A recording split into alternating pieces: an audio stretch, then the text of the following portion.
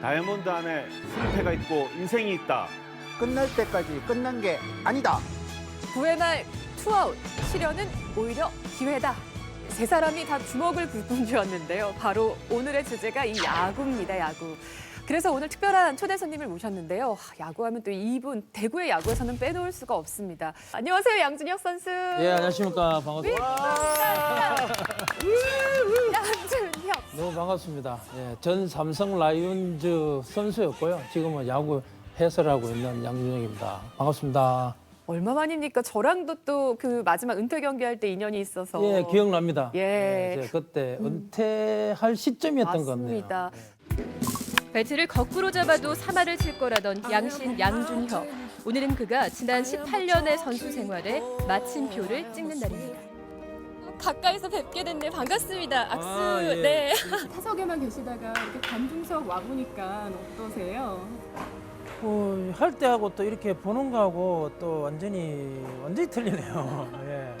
항상 뭐 이렇게까지 열심히 뛰었던, 성실했던 그런 선수로 기억해 줬으면 좋겠어요. 대구의 야구 팬들 그리고 뭐 저희 아이들도 이제 야구를 좋아하지만 양준혁 선수는 모르는 사람이 없어요, 정말. 뭐 한국 시리즈 같은 거 할 때 보면 꼭 논쟁이 붙습니다. 누가 가장 최고의 선수인가? 뭐 양준혁, 그다음에 전라도에서는 이종범, 예. 서울 팀들은 뭐 이병규, 뭐 김동주 막 서로 논쟁들을 합니다. 무조건 저는 너희들이 양준혁 상대가 안 된다. 상대가 안 된다. 얼마나 대단한 기록을 네, 그러면 가진 이제 물어요. 선수인지. 예. 그렇게 양준혁이 좋냐고. 그러면 이제 항상 하는 말이 그럼 대구에서는 신인데 라고 딱 야신이죠. 얘기를 하는 예. 거죠. 정말 이게 너무 설레이고 약간 꿈 같은 지금 이 광경이에요. 지금. 이 지금 풍경 너무 자체가. 오찬호 작가님이 어필하시는데 김수박 작가님 근데 우리 야알못 입장에서도 아는 야구 선수 그러면 유일하게 이만수 선수, 이승엽, 양준혁. 뭐 또 사실 또 우리 아버지가 야구 광이신데 좀 우리 아버지한테 저 사인을 제가 가져가야 되는데 좀 부탁드리겠습니다. 아유, 당연히 해드려야죠. 아유, 알겠습니다. 그리고 또 야구하면 또 이분을 빼놓을 수가 없습니다. 목소리 들으시면 아실 것 같습니다. 오늘 오랜만에 TV로 만나 뵙습니다. 홍순규 해설위원님도 나오셨습니다. 와. 이제 야구 시즌이 시작됐으니까요. 새로운 희망을 갖고 봄을 맞았으면 좋겠습니다.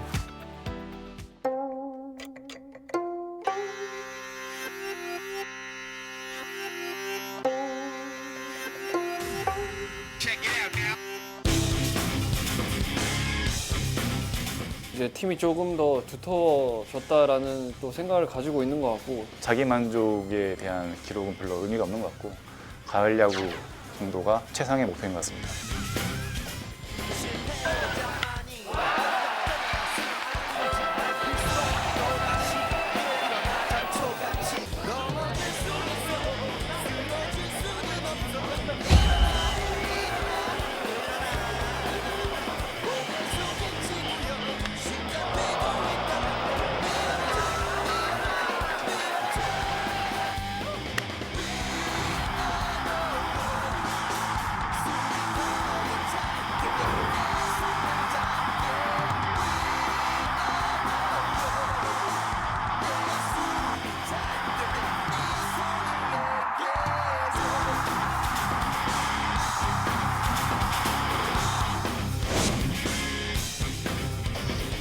(3월 23일부터) 개막했습니다. KBO 프로야구 올 시즌을 이제 시작했는데 두 분도 일단 야알못이라고 하셨지만 야구를 좋아는 하시죠? 제가 초등학교 5학년이었는데 그때까지 정말 열광적으로 좋아하다가 이제 6학년 올라가면 배치고사를 친다고 그래가지고 중학교 들어간다고 예, 공부하셨던 예. 거군요. 학업에 충실한다고 그 야구를 등한시하다가 오늘 좀 제가 좀 죄송한 마음이 있습니다.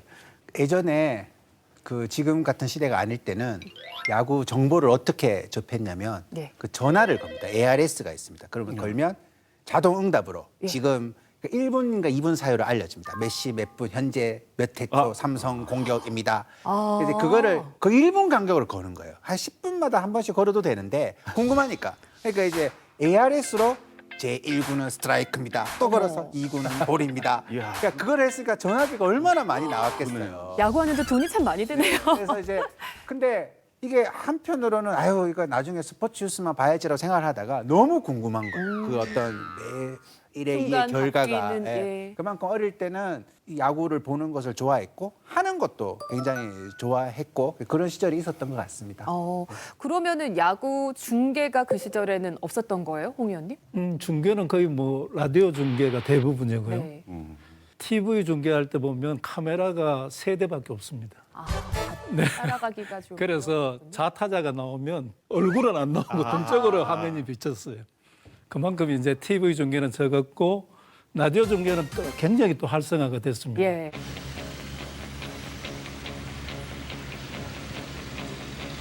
위에서의 파이팅을 펼쳤습니다.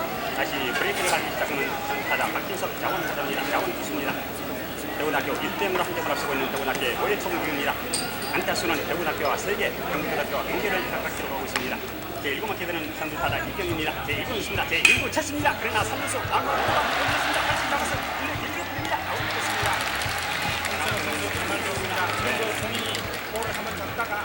82년부터 프로야구 시작해서 또 지금까지도 야구 팬들과 역사를 함께 싸우고 있습니다. 지금 이제 또 새 시즌을 출발했고 진영을 짜고 있는데 변수가 또 많잖아요. 좀 어떻게 전망하고 계십니까, 홍 의원님? 너무나 많은 변화가 있잖아요. 구단 프론트에 이제 수장이라고 볼 수 있는 단장이 바뀌었고요. 네. 이정열 단장으로 바뀌었고, 그런데 투수 코치에 이제 정민태 코치, 타격 코치에는 이진영 타격 코치가 외부에서 들어오면서 과연 이제 선수들하고 어떻게 호흡을 맞출 거냐. 또 이제 새로운 외국인 선수가 모두 바뀌었잖아요. 이 선수들이 어떻게 할 거냐. 불펜은 많이 강화가 됐습니다. 특히 이제 KT에서 마무리 투수를 했던 김재현 선수를 영입했는데 그 김재현 선수는 이제 국내 프로야구 타클라스 마무리 투수니까 예. 전체적으로 투수 마무리 쪽으로는 보강이 많이 됐습니다. 그래서 삼성은 4월, 5월을 잘 지켜봐야 될 것 같아요.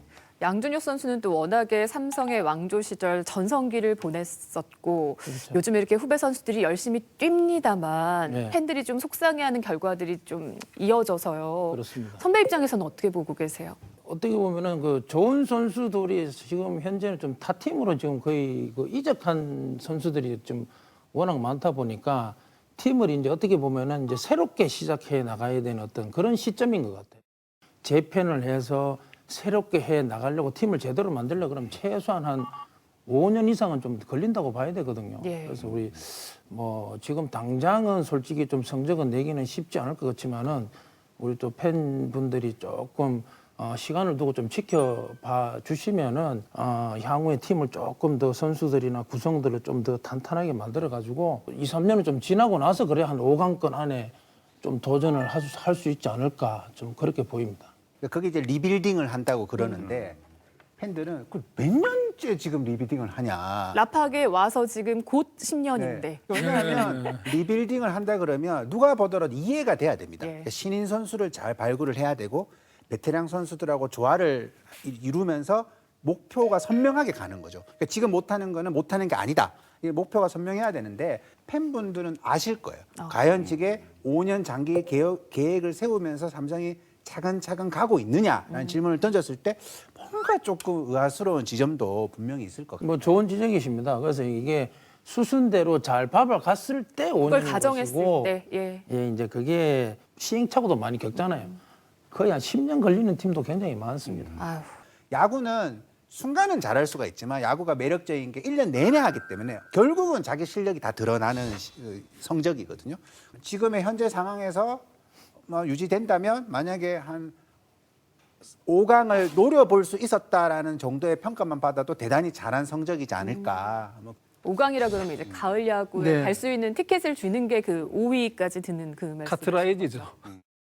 5위 하는 게 그렇게 어렵냐 이렇게 얘기를 하는데 사실 삼성의 이제 전력이 이제 라팍에 오기 전까지는 정말 뭐 삼성 라이온즈가 뭐 5위 드는 거는 그냥 식은 죽 먹기다 싶을 정도로 팀이 어느 정도 탄탄했죠. 예.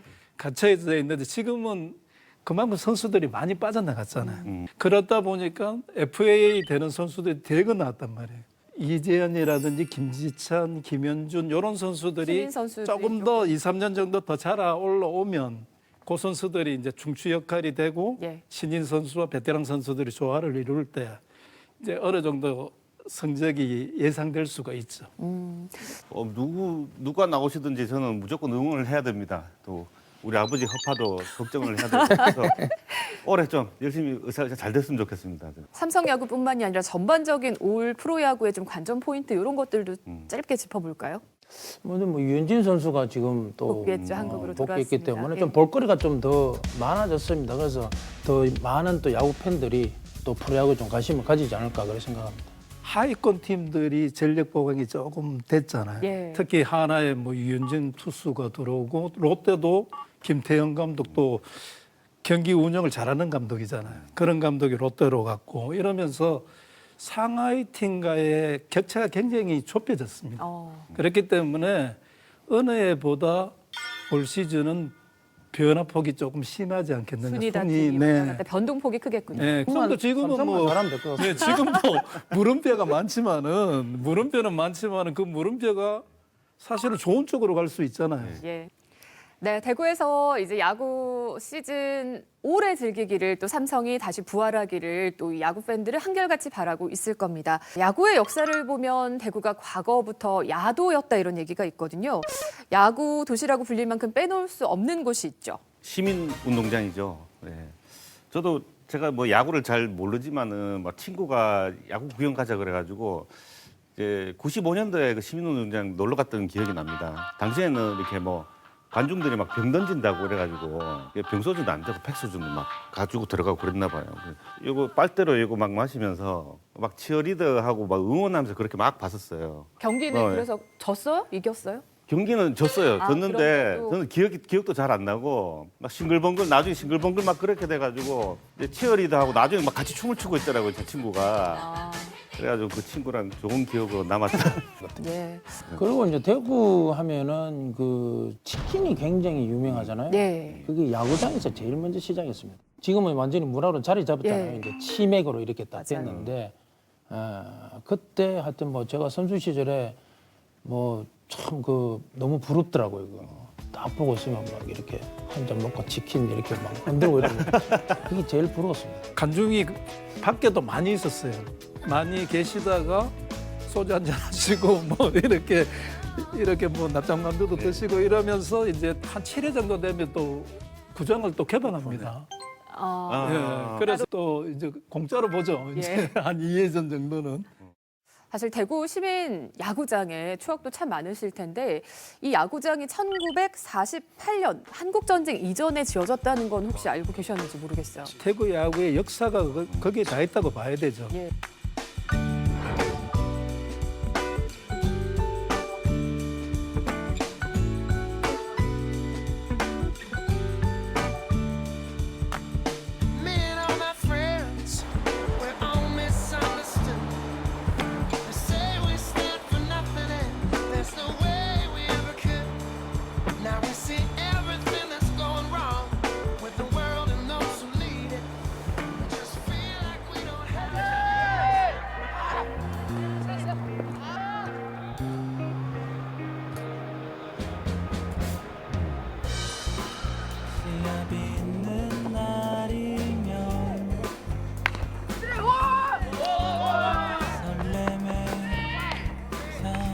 오후에 시합이 있어가지고 오전에 훈련하고 오후에 시합을 하려고. 야구 뭐 타자들이 뭐 안타 치고 홈런 치고 뭐 투수는 삼진 잡고 하는 게 그런 게 매력인 것 같아요. 야구가 승패를 가리는 거라 가지고 이기면은 기분이 짜릿해가지고 계속 하는 것 같습니다. 야구의 매력은 근성입니다. 한 번에 타서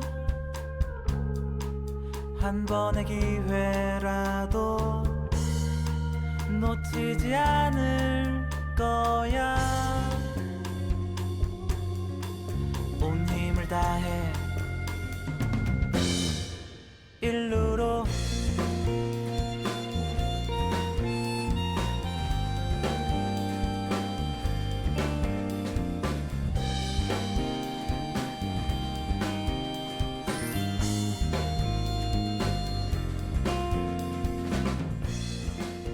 아직 존경한 선수 아직 없고 오승환 선수 좋아합니다. 포커 페이스도 되게 잘하고 약간 그냥 멋있어가지고 항상 그 마운드에 올라가면 항상 멋있어가지고 그냥 좋아합니다. 이승엽 선수 야구를 엄청 잘하셔가지고 좋아하고 있습니다. 팬분들이 끝까지 포기하지 않고 응원하는 게 마음에 들어가지고 저 그 팀에 들어가고 싶어요.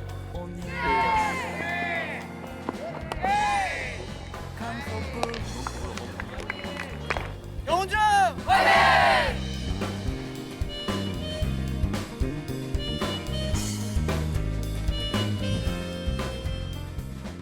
홈구장을 옮기면서 사회인 야구장으로 쓰이고 있습니다만 그 동대문 야구장이 서울에서 철거가 됐잖아요. 맞아요. 아까 48년에 지어졌다고 하니까 지금 현존하는 야구장으로는 가장 오래된 곳이라고 하거든요. 맞습니다. 네. 예, 사실은 그 동대문 야구장 하면은 정말 그 많은 스타들이 뭐 어마무시하게 좀 많이 나오는 그런 스타들이 많은 구장인데 그걸 다 철거를 해버렸다. 예. 미국 같은 경우만 해도 이제 보스턴 레드삭스 구장만 해도 엄청나게 역사가 오래돼가 지금까지도 유지되면서 많은 사람들이 거기서 추억을 하게 되고 이렇게 하는데 그 진짜 그 동대문 야구장은 정말 너무너무 아쉬웠는데 우리 대구 시민야구장을 저렇게 지금까지 잘 보존해가지고 이건 정말 뭐 보물이나 마찬가지입니다. 예, 추억이 뽑았습니다. 또 워낙에 시민 야구장에서 많으시니까 뭐 특별히 생각나는 경기나 아니면 뭐 관객 관중과의 추억 이런 것도 있으세요? 그 당시 때 제가 은퇴할 때 그 옆에 마트까지 다 그 하루 전부터 텐트를 쳐가면서 많으신 분들이 그때 찾아와서 저 또 은퇴식 했을 때 또 이제 또 비도 막 오고 그래가지고 그때가 좀 제일 기억에 남는 것 같습니다. 양준혁이 아닌 인간 양준혁으로서 새로운 인생을 향해 또 다른 출발을 하려 합니다. 현역 선수로 더 뛰고 싶은 마음이 있습니다. 야구는 제 모든 것입니다.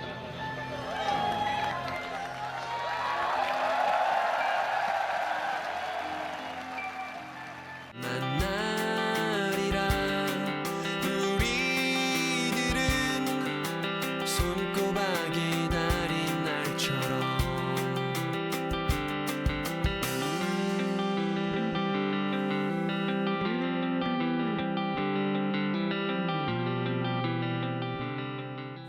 양준혁 선수 하면 그 성실함이 생각납니다. 전력 질주 만세 타법으로 유명한 선수기 때문에 알고 있습니다. 어떻게 하죠? 만세 타법이요? 만세 타법. 호이. 양준혁 선수 요즘 뭐 고기 장사한다던데 대박 나시길 바랍니다. 감독도 한번 해주시지 않을까 삼성에서 그렇게 한번 생각합니다. 마지막 경기 때도 마지막 네, 타석. 마지막 타석에도 네. 막 전력 질주 하시는데 그때 저도 관중석에 있었고 많은 관중들이 좀 울컥했던 것 같아요. 마지막으로 내가 팬들한테 나의 모습을 전력주에 보여드릴 약속을 했는데 앞에 삼진을 3개 먹어버려요.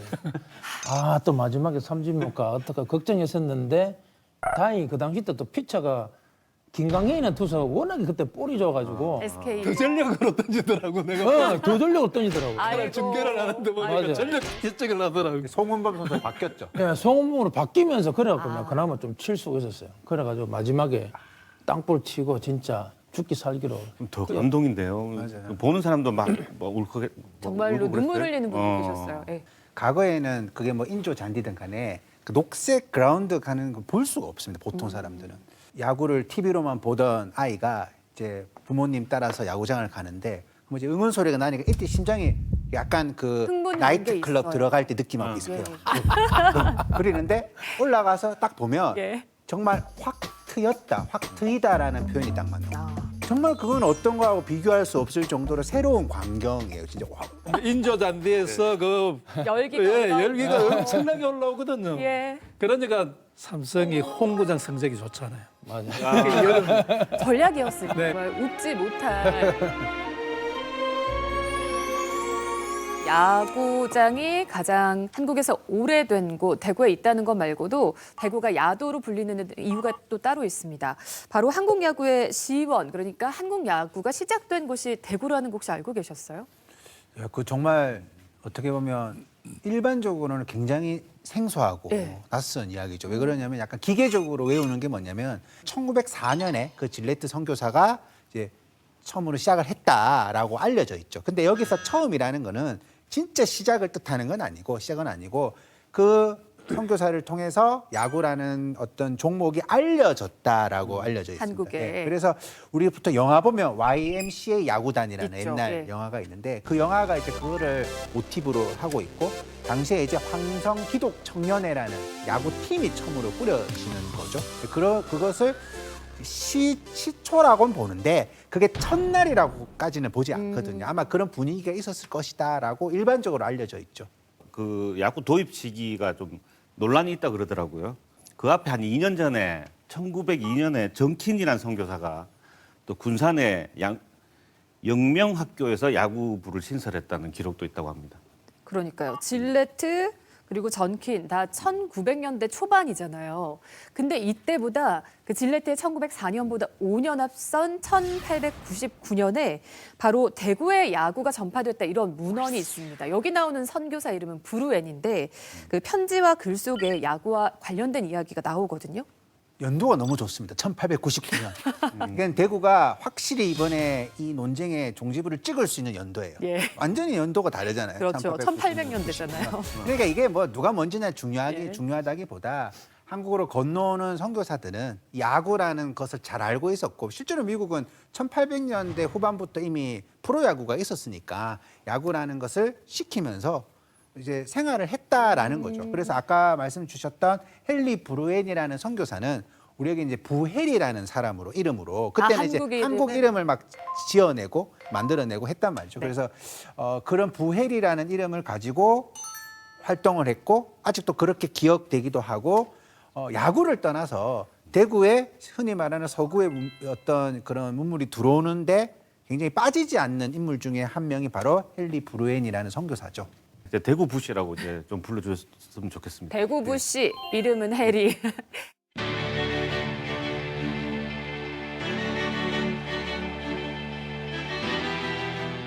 선교사들이 1800년대 이미 밀려 들어오기 시작했는데 그 중에서 대구로 오신 분들이 여럿 계세요. 유일하게 완전체로 남아있는 기록물은 그분에 관한 게 유일해요. 물론 그분이 직접 쓴 건 아니고 그분의 두 번째 부인 되는 클라라 브루엔이라고 하는 분이 자기 남편의 삶을 기록한 거죠. 1899년에 시작을 해가지고 한국 전쟁이 일어날 때까지 그 긴 세월의 이야기들을 다 모아가지고 글을 써뒀더라고요. 그래서 거기에는 물론 사적인 이야기들도 있지만 우리가 대구 역사가 소중하게 다루어야 될 그 편린들이 많이 남아 있어서 번역을 하다 보니 이 재미있는 이야기거리들이 좀 발견이 된 거죠. 그 중에 하나가 바로 이제 야구입니다. 그분이 남긴 글의 아주 초반부에 뭐가 있느냐 하면 미국에서 한국에 도착해가지고 이삿짐을 푸는 이야기예요. 여러 가지 준비했겠죠. 그래서 하나하나 꺼내면서 뭐도 있고 뭐도 이렇게 기록을 했더라고요. 그래서 그 중에 눈에 띄는 게 야구 배트라든지 야구 글러브라든지 또 포수가 쓰는 이렇게 투구라든지 표현이 좀 뭐 하지만 미쳐 있었던 사람이구나. 그러니까 이 험한 지역에 오면서 이 야구 망명이를 챙겨왔을 정도니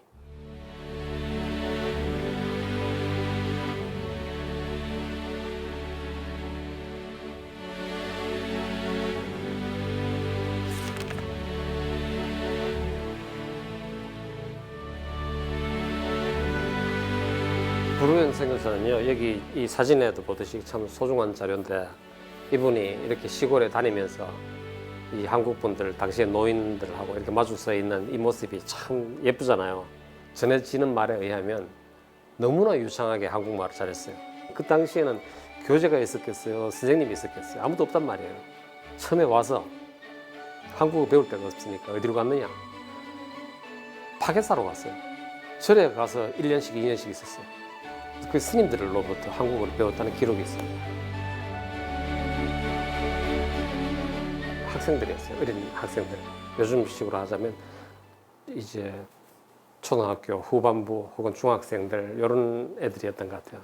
이 이름이 여럿 나오는데 거기에 아주 우리가 잘 아는 이갑성옹의 이름이 거기 들어 있었어요. 혹은 김주호 이런 이름들이. 이갑성옹 같은 분은 독립선언문을 작성했던 33인 가운데 한 분이었고 또 그 당시로서는 나이가 제일 어린 막내였죠. 이분이 이제 개성학교를 졸업하고 서울의 연희대학 가서 세브란스 병원에서 이제 근무를 할 때 이 3.1 운동에 대한 모의가 있었죠. 선각자였겠죠. 그러니까 그런 모임에 갔을 테고 그래서 거기서 인쇄된 독립선언문들을 가지고 이분이 대구에 온 거예요.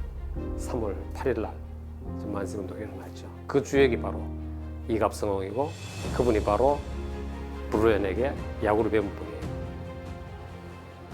그냥 이갑성이라는 이름은 야구를 잘할 이름이에요. 왜 뭔가 야구랑 어울리는 이름이에요.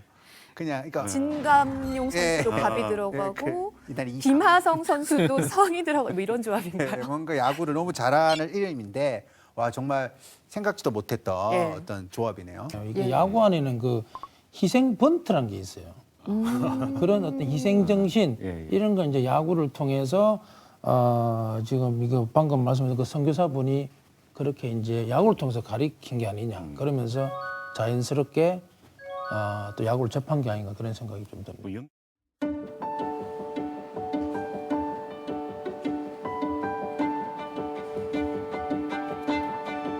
사각모를 쓰고 검은 망토 같은 대학생 교복을 입고 손에 책을 하나 들고 왼손에 오른손에는 야구 방망이를 들고 그럼 뒤에 배경은 뭐냐면 벽돌로 지은 2층 건물이 캠퍼스 이게 근대다라고 하는 거죠. 책을 통해서 지성, 야구 방망이를 통해서 이 체력, 그 학교를 통해서 덕 이런 것까지 이게 모여야 그야말로 근대 정신을 우리에게 제대로 전달할 수 있다. 그게 가장 중요한 역할을 하는 게 야구라는 거지. 야구는 무턱대고 힘세다고 이기는 게 아니잖아요. 머리를 써야 되고 작전을 짜야 되고 이제 이런 것들은 충분히 지금 우리 시대 혹은 우리 다음 세대까지 우리가 도구로 교육의 도구로 쓸 수 있는 어떤 그런 게 아닌가. 그래서 나는 야구야말로 우리에게 근대 정신을 알려준 상징이다. 야구와 또 대구의 야구 역사가 또 이렇게 밀접한 관련이 있는지 또 이야기를 좀 나누고 있는데 대구의 1899년에 야구가 시작됐고 최초의 또 대구 야구팀은 개성고등학교라고요. 1906년이거든요. 여기 기록을 보니까요. 대구에서 이제 첫 야구대회가 1922년에 열렸습니다. 이게 보니까 7개 팀이 나왔어요. 그런데 이제 그 기록상으로 보니까 해성학교가 우승했다는 기록이 있습니다. 그러니까 뭐 저희들도 조금 이제 상상으로 느끼는 건데 야구가 그야말로 100년 전이잖아요. 그렇죠. 100년 전에 그때 가수로 다닐 때가 아닌가 싶은데 야구를 한 것 같아요. 요즘에는 선수 영입과 스카우트 이런 것도 워낙에 또 활발한데 당시에도 스카우트가 있었다고 합니다. 스카우트 1호 선수도 바로 대구의 야구 선수예요. 혹시 아세요? 타격상 이름도 있습니다. 이 선수의 이름 일단. 이영민 타격상가. 예, 맞습니다. 고교 선수 중에서 가장 타율이 높은 선수한테 이영민 타격상을 지금까지도 계속 이렇게 하고 있습니다. 60년대 이제 고교 야구가 이제 붐이 일어날 때 나무식이라는 이제 경북고 투수가 있을 때 전국 대회를 정관왕을 했습니다. 그 바로 밑에가 바로 이제 한기봉, 이선희거든요. 이선희 선수가 이제 삼성에서 한기봉 선수는 82년에 입단해서 거의 에이스급 투수였잖아요. 그러니까 어떤 면으로 고교 야구에 그런 이제 중을 얻고 이제 프로야구가 생겼거든요. 그러면서 이제 삼성 라이온즈가 80년대 굉장히 공수에서 강한 팀이었어요.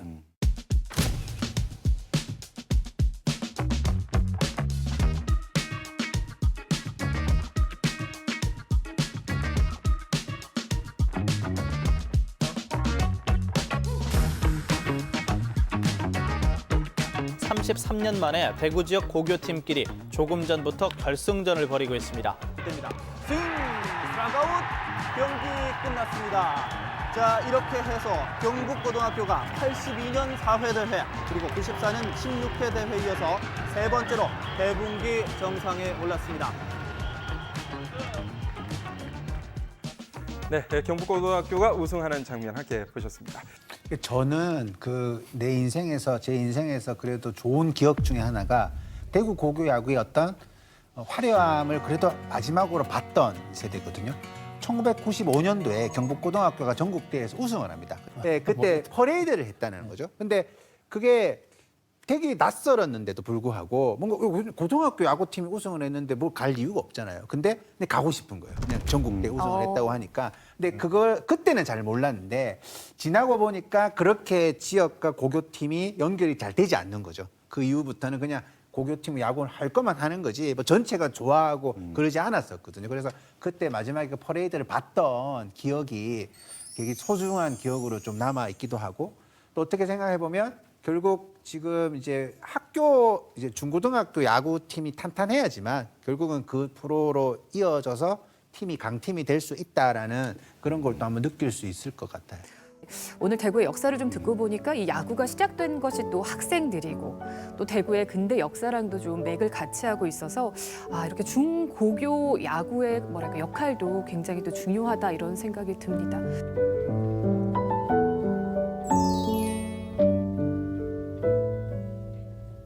그리고 야구 사랑 분위기도 또 대단했잖아요. 우리 대구의 그 학교 동네 어린이들도 똑같이 막 열기가 대단했었거든요. 제 기억에 문방구에서 이거 야구 스티커 작가님도 그런 거 하셨지 않나요? 그럼 엄청 막 딱지도 모으고 막 이렇게 선수단을 꾸려야 돼요. 그러니까 지금 보면 사실상 그 뭐 상업적 오락의 시작이 그때였죠. 그래서 자기 팀을 구성을 해야 되는데 그러려면 뭘 또 많이 사야 돼요.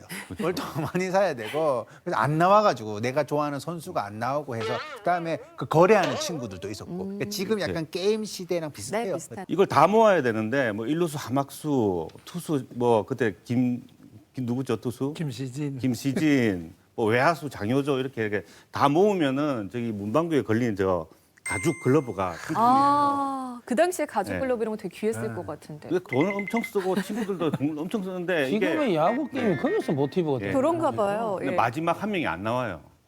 한 달이 지나도 포수 이만수가 안 나와. 근데 그 이만수 선수를 제외하고는 또 다 나와요. 그러니까 조금만 더 노력하면 될 것 같아. 근데 안 되는 거죠. 그 야구 글러브의 주인은 결국 못 찾았어요. 아무도 글러브를 받았다는 친구는 없었군요. 어린이 회원들이 몇천 명씩 이래 모았거든요. 그러면서 그때 당시로 5천 원인가 뭐 만 원인가를 주면은 뭐 한가득 줬어요, 그지? 가방도 주고 모자. 뭐 잠바 주고 모자 주고 뭐 하면서. 그러면서 애들이 그거 딱 가방 메고 이렇게 잠바 입고 가면 폼 잡거든. 그러면서 이제 어떻게 보면 부모 손잡고 야구장에 오고 이제 이런 문화가 조금 빨리 정착되지 않았느냐 그렇게 보입니다. 맞아요. 그 당시 때 어린이 회원 어린이가 결국은 계속 가면서 지금 야구 팬이 이제 된 거죠. 가정길 타격 수가 영입이 되면서 이만수 타자의 타격이 좀 바뀌었다. 내가 자신 있는 타점하고요. 승리 타점은 두 개는 자신 있는데.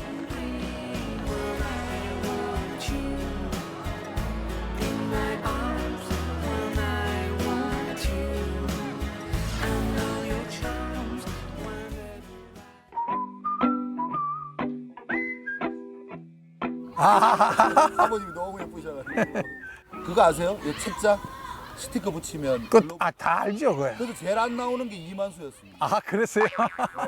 어느 때 뭐 택시 타면 택시비도 안 받고 또 식당 가면 식사비도 안 받습니다. 제가 야구할 때에도 좀 죄송한 이야기지만은 포수를 다 외면했어요. 옛날에는 포수 장비가 그리 좋지 않아 가지고 좀 많이 부상을 많이 입었습니다. 거기다가 이제 텔레비가 이제 서서히 이제 나올 때 야수들은 얼굴 다 비치는데 포수는 마스크를 끼는 바람에 포수가 누군지 저 선수가 있는지 없는지를 몰랐어요. 그렇기 때문에 별로 이게 포수에 대한 인기가 없었는데 제가 이제 포수하고부터 그 홈플레이트 앞에 나가서 가자 뭐 이래 소리 지르고 이런 것이 일반 팬들이나 그다음에 선수들한테 좀 센세이션을 일으켰습니다. 그래서 너무 보기에 좋다. 자, 올려. 그렇지. 자, 공차. 들리나 그래. 딱이 손 양손을 해가 다 해봐. 그래. 외야수가 포수가 안 보이더라. 그래. 야, 너무 좋아. 좋았어. 다른 선수보다 좀 제 이야기에서 죄송합니다. 조금 인기가 많았던 것이 팬들한테 각인이 됐다는 거야. 또 한 예를 들어서 뭐 장효조 선배다. 이런 선배는 저보다 야구를 더 잘했습니다. 그런데도 그 선배는 좀 점잖게 야구하는 바람에 어필을 할 수가 없었어요. 근데 저는 좀 이제 팬하고 저하고 좀 맞장구를 치는 좀 호응을 같이 하는 그런 스타일이었습니다. 그 당시에 삼성 인기라는 것은 지금 프로야구 전체를 다 비교해도 그때 인기는 따라올 수가 없습니다. 그럼 많은 사람들이 지금 뭐 관중수가 많아졌다 하지만 그 당시에 프로야구 초창기의 그 삼성 라이온즈의 그 인기는 항상 만원이었어요. 또 전국대회 나가면은 또 그 팬들이 따라오고 그만큼 그 당시에는 야구 인기가 최고였습니다. 그렇게 세월이 많이 지났음에도 불구하고 여전히 사랑해 준다는 것이 야구인으로서 참 보람을 느낍니다. 팬을 위해서라도 정말 끝까지 참 최선을 다하고 삶에서도 본이 되는 그런 모습을 좀 보여야 되겠다. 그래서 제가 뭐 허투루 이렇게 살 수가 없습니다. 지금 이제 제가 동남아 인도 차이나 반도에 내려가서 벌써 라오스에 야구를 보급한 지가 10년이 넘었습니다. 그래서 이제 라오스에도 이제 야구장도 생겼고 국가대표도 또 생겼고 그다음에 야구협회도 설립했습니다. 그래서 제가 이제 턴에서 베트남에 들어가서 또 야구를 보급합니다. 그래서 지금은 이제 나이가 있다 보니까 추억을 먹고 사는구나. 제가 어제 그 대구로 갔지만은 대구 오니까 벌써 구미부터는 마음이 가슴이 두근두근하는 그런 마음입니다. 저는 영원히 여러분하고 같이 합니다. 최근에는 이제 타율도 중요하지만 OPS를 굉장히 중요하게 봅니다. 왜냐하면 OPS라는 게 장타율 플러스 출루율이거든요. 그러니까 오히려 타율보다도 더 중요합니다. 지난해 우리 야구가 OPS가 0.9 이상 되는 선수가 3명밖에 없습니다. 그리고 1위 한 선수가 최정 선수인데 SSG의 최정 선수가 0.936이에요. 양준혁 선수보다 낫네요. 네. 그러니까 통산 3,000 타석 이상 친 선수 중에 양준혁 선수가 2위입니다. 근데 뭐 지금은 이제 그렇게 OPS도 보고 출루도 그렇죠. 보고 그랬었는데 제가 야구할 때는 그런 걸 별로 인정을 안 해줬어요. 네, 오로지 이제 뭐 타율, 뭐 홈런 이런 것만 봤지 뭐 출루 이런 걸 그때는 인정을 안 해줄 때라 가지고. 지금은 뭐 거의 이제 과학적으로 많이 바뀌다 보니까 맞아요. 뭐 배스의 궤적, 뭐 각도, 속도 이런 게 다 나오잖아요. 그런데 양준혁 선수가 1위 한 게 하나 있어요. 어떤 거죠? 이승엽 선수보다 더 뛰어난 게 잠깐만요. 본인은 혹시 알고 계십니까? 내가 이승엽 선수를 능가했던 기록. 내가 이제 그 뭐 홈런 빼고는 다른 쪽은 제가 뭐 이제 타점이나 이런 거는 당연히 승엽이가 앞섰고요. 예, 뭐 이제 출루율이나 그러니까 이제 볼넷 뭐 이런 부분에서는 제가 좀 훨씬 앞섰던 것 같습니다. 그 부분에서는. 자, 홍 의원님 정답은? 그거보다 더 중요한 게요. WAR이라고 대체 선수 대비 승수 기여도예요. 그게 이제 양준혁 선수가 87.2입니다. 역대 1위입니다, 이게. 역대 1위입니까? 예, 승리 기여도가.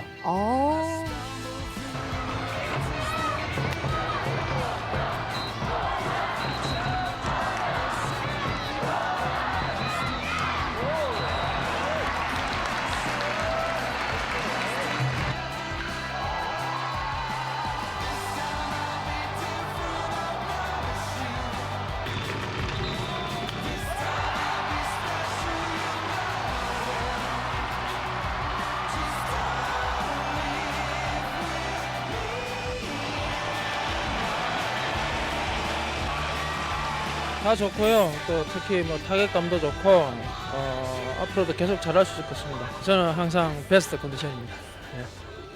3할 타자가 되려면 그렇게 전력 질주를 해가지고 한 번이라도 살아남아야지 그게 3할 타자가 되는 거예요. 근데 나중에는 시즌 후반이 되면 그 한 타석이 없어가지고 3할이 안 되고 그 밑으로 떨어지는 타자가 되고 하는 건데 그런 걸 잘 아시니까 정말 모든 타구에 최선을 다하신 것 같더라고요. 제 야구는 무조건 많이 살아나가는 야구가 제 야구입니다. 그래서 저 또 특히 뭐 이승엽 선수랑 이제 같은 이제 팀에서 하기 때문에 사실은 태양은 두 개가 뜨지 않거든요. 그래서 항상 그 이승엽이라는 인물이 있기 때문에 솔직히 가릴 수밖에 없습니다. 그래서 저는 항상 내가 2인자라고 생각하고 오히려 이승엽 선수를 더 빛나게 하는 그런 역할을 해야 된다고 나는 생각을 했었어요. 그렇기 때문에 제가 이제 주로 일단 이제 찬스를 해서, 만들어주고 밥상 차려주는 그런 역할.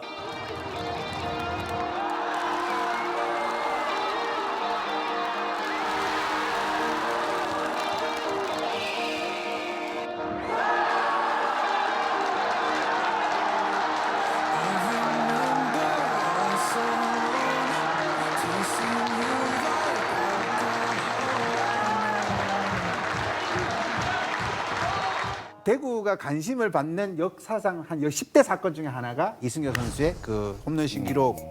그러니까 2003년도 이때는 그 잠자리채가 나오면서 그 홈런볼을 잡기 위해서 등장을 할 정도로 굉장히 인기가 있었던 이제 그런 이제 역사상 최고의 선수가 아니냐 저는 그렇게 봅니다. 왜냐하면은 성적도 성적이지만은 극적인 사항을 너무나 많이 만들었잖아요. 특히 뭐 베이징 올림픽에 가서 그렇게 부진하다가 준결승전에 일본전에 거의 끝내기 비슷한 홈런 쳤잖아요. 그리고 또 결승전에 쿠바전에 홈런 치고 중요할 때 또 그야말로 극적인 상황에서 못 치다가 치거든요. 그게 이제 이승엽 선수고 저는 같이 뛰어봤잖아요. 네. 뛰어봤는데 방금 말씀하신 대로 스타도 많은 스타가 있지만은 스타 중에 스타입니다. 그러니까 슈퍼스타예요. 우리가 이제 삼성 라이온즈 하면은 2002년도 첫 우승을 아마 우리 팬들이 가장 기억을 하실 겁니다. 그때 한국 시리즈에 LG하고 하는데 이제 6차전까지 가는 접전을 벌였었거든요. 그래서 이제 그게 9회 말 원아웃에 6대9로 지고 있었어요. 3점 차이로. 네. 이제 그게 아웃카운트 2개만 잡으면 되니까 굉장히 거의 넘어갔는데 그 당시 때 이승엽 선수가 20타수 2안타 쳤어요.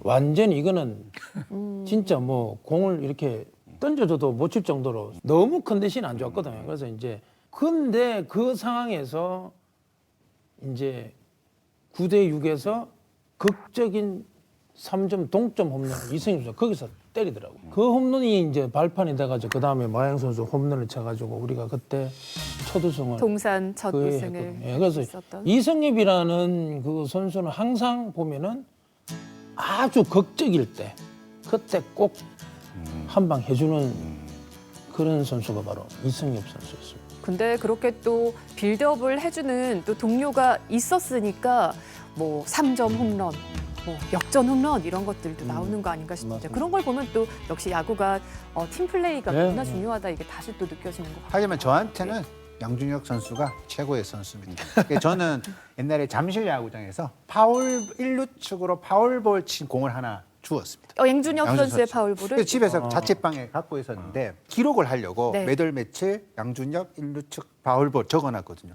그러니까 친구들이 다 달라는 거예요. 다 이름이 적히니까 이 양준혁이 친 볼이냐면서 달라고 하더라고.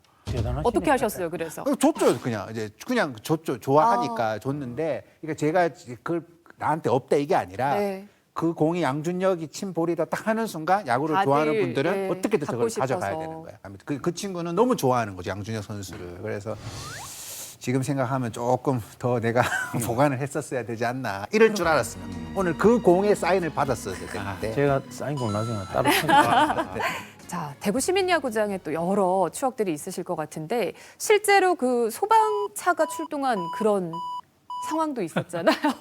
기억하시나 봐요. 네, 의원님 그 웃으시는 거 오승환 보니까. 수수가 200세이브 올리고 이제 불꽃 축제를 했어요. 예. 그게 이제 또 공교롭게도 전광판에 이제 아무래도 시설이 조금 열악하다 보니까 불꽃이 튀면서 이제 거기에 조금 화제가 이제 조금 생긴 겁니다. 그래서 소방차가 갖고 이제 소방서까지 왔는데 그때 이제 팬분들 중에 그런 얘기를 했어요. 오승환이 올라가라. 왜냐하면 오승환 선수가 소방수 201세이브 올라가라. 이제 그런 얘기를 했었잖아요. 삼성 라이온즈는 강팀으로 2002년 돌아오게 되고 그리고 2015년 대구 시민야구장에서 마지막 경기를 갖게 됩니다. 바로 그게 KT 위즈와의 경기였을 거예요, 아마. 예, 제가 그때 시타를 했었습니다. 홈플레이트 옆에 다시 서셨을 때 좀 감회는 어떠셨을까요? 저 같은 경우에는 뭐 어릴 때부터 야구를 여기서 시작했고 마지막 은퇴까지 했기 때문에요. 정말 그 시민구장이 마지막이라고 생각하니까 정말 그 실감이 안 났고 그라운드에 있는 모든 것들이 뭐 이때까지 썼던 그런 글러브, 배트, 공 뭐 이런 것들이 다 정말 아른아른하고 있잖아요. 예, 정말 그런 작은 것들이 모두 다 너무너무 소중하게 느껴지더라고요.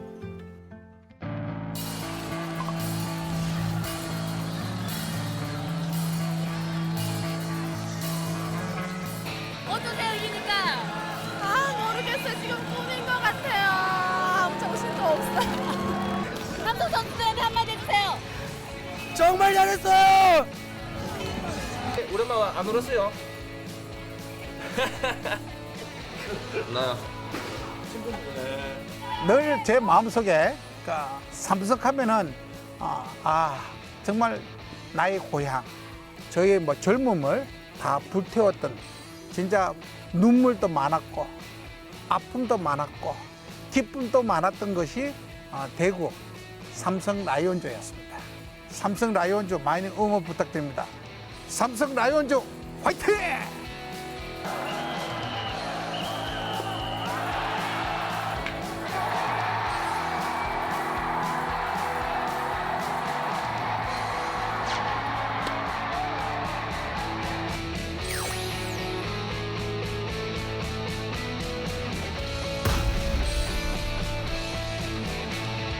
이 방송에서 처음으로 지금 공개한. 방송에는 뭐 거의 처음이라고.